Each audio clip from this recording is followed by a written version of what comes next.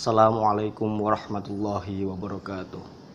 Bismillah, alhamdulillah, wassalatu wassalamu ala rasulillah Muhammad ibni Abdillah wa ala alihi wa ashabihi wa mawalah amma ba'dah. Pada kesempatan kali ini saya akan sedikit memaparkan penjelasan mengenai ilmu mukhtaliful hadis, atau biasa disebut juga dengan muskilul hadis atau ta'arud al-hadis. Secara bahasa, mukhtalif berasal dari akar kata bahasa Arab yaitu ikhtalafa yakhtalifu ikhtilafan, yang mempunyai arti berbeda, berselisih, bertentangan atau kontradiktif. Sedangkan secara istilah, mukhtaliful hadis adalah ilmu yang membahas mengenai hadis-hadis yang saling bertentangan secara lahiriahnya, di mana hadis-hadis yang bertentangan tersebut kedudukannya sama-sama makbul, antara sahih dengan sahih atau hasan dengan hasan. Maka karena pertentangannya tersebut dicari jalan keluarnya atau penyelesaiannya. Ulama peletak dasar atau pencetus ilmu mukhtaliful hadis ini ialah Imam Syafi'i dengan karyanya yaitu Ikhtilaful Hadis. Karya Imam Syafi'i inilah kemudian dijadikan rujukan ulama-ulama setelahnya dalam membahas ilmu mukhtaliful hadis ini, seperti Ibnu Qutaibah yang kemudian mengarang kitab yang berjudul Ta'wil Mukhtaliful Hadis.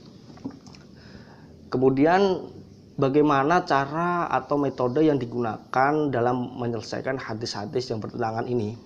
Di sini saya mengambil 4 metode atau cara yang digunakan oleh ulama-ulama dalam menyelesaikan hadis yang mukhtalif atau hadis yang saling bertentangan, kontradiktif. Yang pertama yaitu al-jam'u, yaitu mengkompromikan atau hadis-hadis yang saling bertentangan tersebut sama-sama diamalkan sesuai konteksnya masing-masing. Kemudian yang kedua yaitu tarjih, hadis-hadis yang saling bertentangan diunggulkan, mana yang lebih unggul. Kemudian yang ketiga yaitu nasikh mansuh, hadis yang datang terlebih dahulu dihapus dengan hadis yang datang setelahnya. Kemudian yang keempat dan terakhir yaitu tawakuf atau tauqif, yaitu penangguhan atau mempending sampai ada petunjuk lain yang menjernihkan pertentangan tersebut. Baik, kita kupas satu persatu metode yang digunakan dalam menyelesaikan hadis mukhtalif. Yang pertama yaitu al-jam'u, mengkompromikan atau hadis-hadis yang bertentangan sama-sama diamalkan sesuai konteksnya masing-masing. Metode ini ditempatkan pada nomor 1 atau diutamakan oleh para ulama karena dengan metode ini kemudian hadis-hadis yang saling bertentangan menjadi tidak saling bertentangan, karena hadis-hadis tersebut dapat diamalkan sesuai konteksnya masing-masing, seperti itu.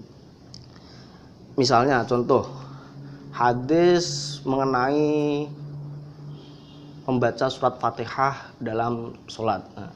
Hadis yang pertama berbunyi seperti ini. Kama qala Rasulullah sallallahu alaihi wasallam, la sholata liman lam yaqra bi Fatihatil kitab. Rasulullah sallallahu alaihi wasallam bersabda, tidak ada sholat bagi orang yang tidak membaca Fatihatul kitab atau Al-Fatihah. Ini hadis yang pertama. Kemudian hadis yang kedua yaitu kama qala Rasulullah sallallahu alaihi wasallam, man adraka raka'atan minas sholati faqad adrakas shalah. Sebagaimana yang disabdakan oleh Rasulullah sallallahu alaihi wasallam, barang siapa mendapatkan rukuk dalam sholat berarti ia telah mendapatkan 1 rakaat sholat. Dua hadis ini secara lahiriahnya, secara maknanya, dua hadis ini bertentangan. Yang pertama, orang dikatakan telah melaksanakan sholat apabila sudah membaca surat Fatihah. Sedangkan hadis yang kedua, orang yang mendapatkan rukuk dalam sholat berarti ia sudah mendapatkan 1 rakaat. Dua hadis ini sama-sama dapat diamalkan sesuai konteksnya masing-masing. Hadis yang pertama yang mengenai tidak ada sholat bagi orang yang tidak membaca Fatihah, ini dapat diamalkan ketika orang sholat dalam keadaan munfarid. Orang sholat sendirian maka dia harus membaca surat Fatihah. Berbeda dengan hadis yang kedua, barang siapa mendapatkan rukuk dalam sholat berarti ia telah mendapatkan 1 rakaat sholat. Hadis ini dapat diamalkan ketika kita sholat berjamaah dan imam sudah ruku. Nah, ketika imam sudah ruku, kita bisa mengikuti imam dengan langsung ikut ruku. Nah, dalam keadaan seperti itu kan tidak mungkin kita masih sempat bisa membaca surat Fatihah. Nah, seperti itu. Jadi dua hadis ini meskipun secara lahiriahnya saling bertentangan, akan tetapi dapat diamalkan sesuai konteksnya masing-masing, seperti itu. Kemudian metode yang kedua atau cara yang kedua yaitu tarjih. Hadis-hadis yang saling bertentangan diunggulkan, mana yang lebih unggul. Misalnya yaitu hadis mengenai sebelum ke contohnya, ada beberapa komponen yang kemudian dijadikan pertimbangan bagaimana hadis tersebut dapat diunggulkan. Yang pertama dilihat dari aspek sanadnya, memperhitungkan kedobitan rawi, keadilan rawi, dan lain sebagainya. Kemudian bisa juga dilihat dari jumlah rawi dalam sanad ataupun dalam bentuk periwayatan hadis tersebut. Misalnya, hadis mutawatir lebih diunggulkan daripada hadis ahad. Kemudian komponen atau aspek kedua yang dijadikan pertimbangan dalam mengunggulkan suatu hadis yang bertentangan dilihat dari aspek matannya. Seperti bentuk larangan lebih didahulukan daripada bentuk perintah. Kemudian bentuk khusus lebih diutamakan daripada bentuk umum dan lain sebagainya.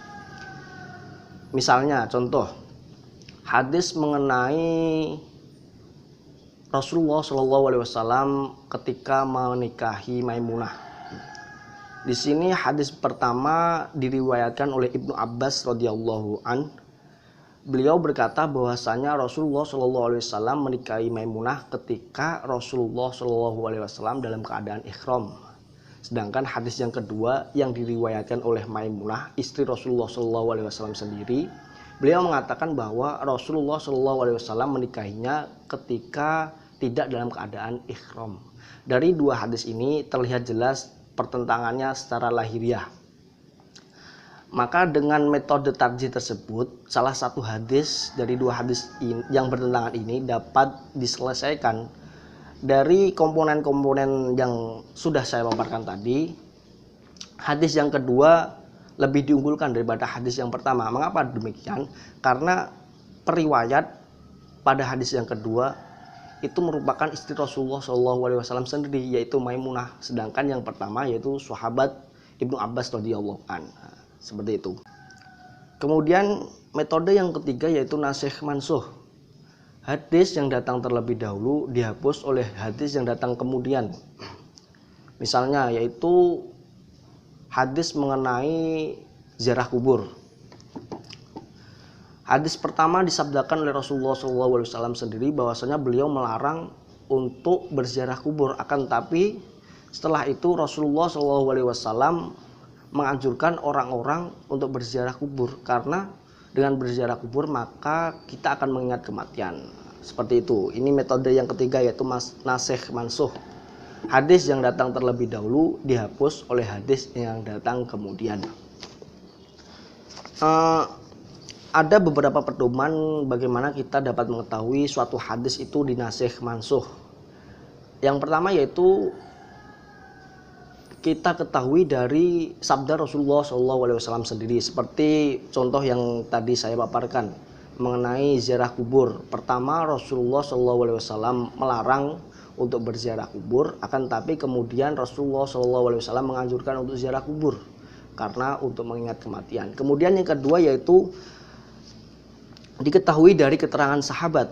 Nah, ini apabila tidak ada keterangan langsung dari Rasulullah SAW sendiri, maka suatu hadis diketahui itu sudah dinasikh mansuh diketahui dari para sahabat. Kemudian yang ketiga yaitu diketahui dari studi sejarah hadis tentang hadis mana yang turun terlebih dahulu dan kemudian hadis mana yang turun setelahnya. Kemudian yang terakhir adalah diketahui dari kesepakatan ulama atau ijma. Metode yang terakhir yang digunakan dalam menyelesaikan hadis yang bertentangan ini yaitu metode tawakuf atau tauqif. Ini lebih kepada sikap ulama ketika ada hadis yang bertentangan akan tetapi tidak dapat diselesaikan, jalan keluarnya tidak ada, maka para ulama memilih metode tawakuf atau tauqif, yaitu mempending sampai ada tanda-tanda suatu hadis dapat diselesaikan, entah itu dengan metode al-jam'u, tarjih, atau nasih mansukh. Demikian pemaparan saya mengenai ilmu mukhtaliful hadis. Kurang lebihnya saya minta maaf. Akhirul kalam. Wassalamualaikum warahmatullahi wabarakatuh.